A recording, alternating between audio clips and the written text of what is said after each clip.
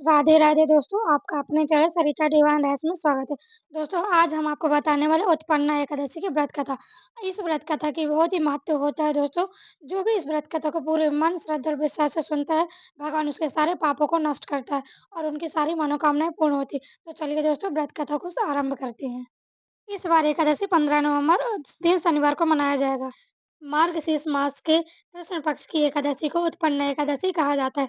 एक बार महाराज युधिष्ठिर ने भगवान श्री कृष्ण से प्रश्न किया कि हे प्रभु, 1000 यज्ञ करने से जो फल मिलता है वह एकादशी व्रत के बराबर क्यों नहीं माना जाता।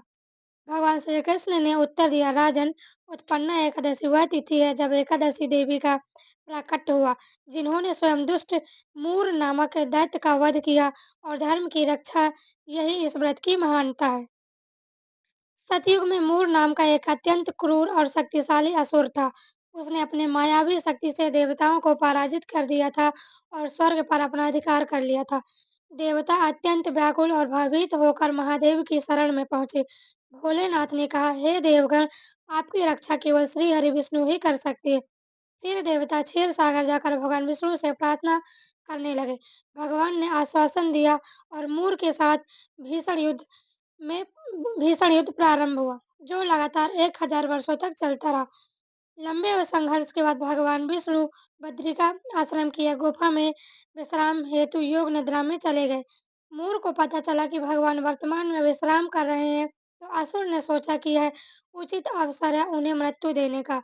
जैसे ही मोर गुफा के अंदर प्रवेश करता है, अचानक भगवान विष्णु के शरीर से एक दिव्य शक्ति रूपी कन्या का प्राकट्य होता है। उसका तेज प्रकाश ऐसा था कि मोर की आंखें झिलमिला गईं। देवी ने मोर को चेतावनी दी, हे अधर्मी, मेरे स्वामी शयन में है, यदि सामर्थ्य है तो तुम मुझसे युद्ध कर। मूर ने आक्रमण किया, परंतु देवी ने क्षण भर में उस असुर का वध कर दिया। कुछ समय बाद भगवान विष्णु जागे और संपूर्ण घटना जानकर अत्यंत प्रसन्न हुए। उन्होंने देवी से पूछा, हे सुंदरी, तुम कौन हो और किस उद्देश्य से अवतरित हुई हो?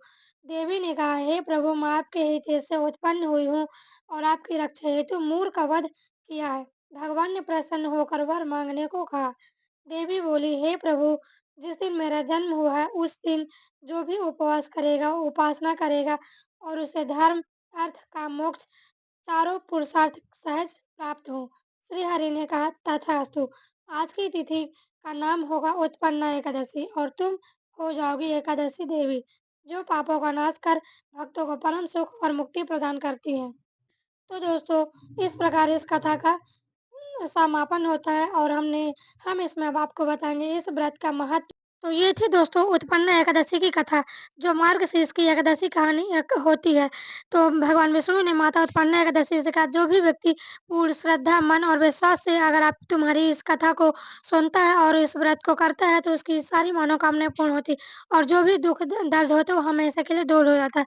अगर आपको विश्वास नहीं है तो आप एक बार इस एकादशी का कथा को करके देखिए, आपकी सारी मनोकामनाएं, आपके जो भी रुके कार्य हैं, सारे कार्य सफल हो जाएंगे। भगवान विष्णु और माता लक्ष्मी की कृपा दृष्टि सदा आप पर बनी रहेगी।